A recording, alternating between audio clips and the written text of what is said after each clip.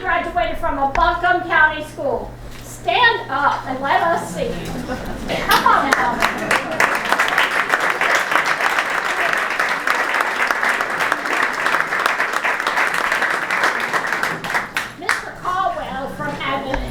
He did not graduate from a Buncombe County school because he and I graduated from a different school system. And he was in our wedding, so I thank him too.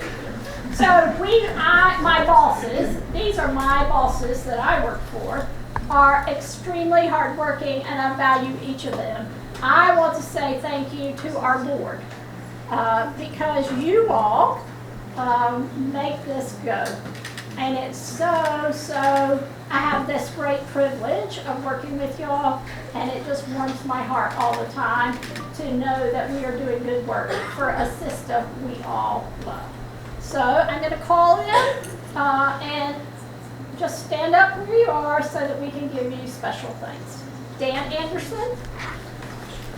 We'll hold our applause in, and don't sit down. Linda Bailey. Meredith Bagley, Debbie Bryant, Alex Diaz, Victoria Dunkel, Sheila Ellenberg, Dana Jones, Fairleigh Patton, Kim Clemens, Bob Roberts, Candy Sellers, Steve Sizemore, Michelle Sullins, Glenda Weiner, Stanley Wheelist, and our ex officio members, Dr. Rob Jackson, and Mrs. Ann Franklin. So thank you all. You made it.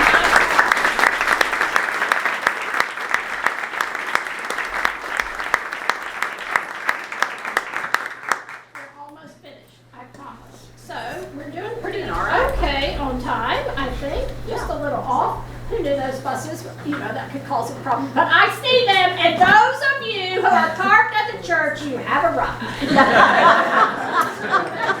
Just not yet. Victoria, I am going to let you, if you don't mind, introduce our program speakers because they will truly warm our hearts. I can't wait. I've been so excited about this. So, we are going to be, let's see, I'll make sure I'm in the right spot. Yep, you named all those folks. Okay.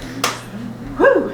Well, the foundation is dedicated to serving every student within our system and ensuring that they have the necessary resources to thrive and excel academically. And today, in the next few minutes we're together, we want to shed some light on some pivotal programs that are significantly contributing to the success of our students. We are honored to have 4 distinguished guest speakers joining us tonight. Each one is here to share some insights into the programs supported by the foundation. These programs not only benefit our school community, but they also have the profound impact on our wider community. I'd like to introduce you to our first speaker, Lieutenant Colonel David Wise, U.S. Army retired. He serves as the Senior Army Instructor for the A.C. Reynolds High School Junior ROTC program. Lieutenant Colonel. Thank you. Thank you.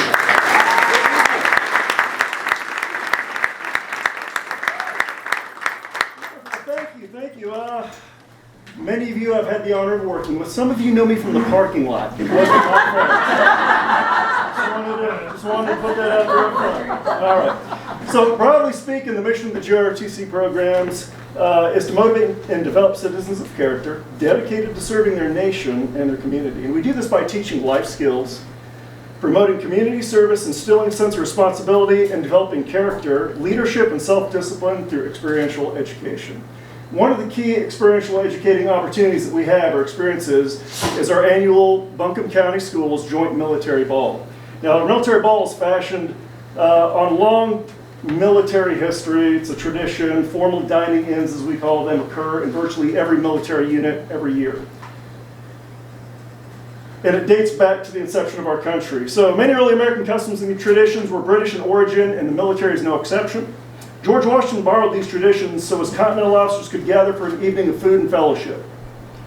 Though the early Americans despised anything which suggested association with the Redcoats, General Washington understood the importance of these occasions in the promotion of pride of service, high morale, and loyalty.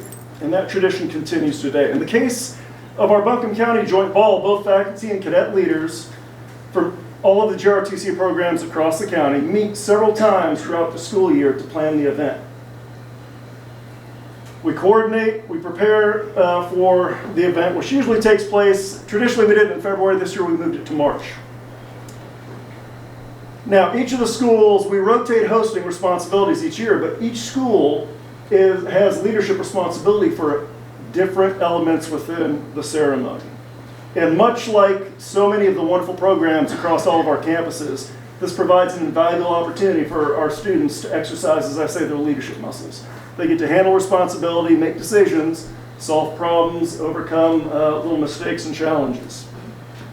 It's critical to their development. It also gives us an opportunity to teach, exercise many components of our curriculum: dining etiquette, customs and courtesies, problem solving, event planning, and fundamentals of leadership. So finally, the event serves as a wonderful opportunity for students across the county to get to know one another, see each other in uniform, and experience how each program differs or how we're the same. And our Mill Ball is a logistically complicated event. Each year it brings in about 300. I think the first couple of years we had almost 500 attendees and participants. This last couple of years since COVID, we've had about just over 300. And with prom season upon us, I'm sure many of you are well versed in the challenges of finding a venue at cost to accommodate such large numbers.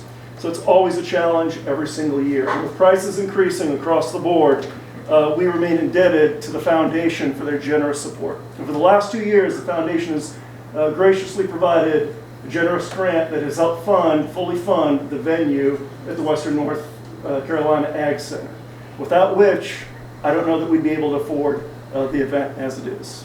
And we also we invite several schools from some of the neighboring counties, from smaller counties and smaller programs that would not have an opportunity to attend such a large event.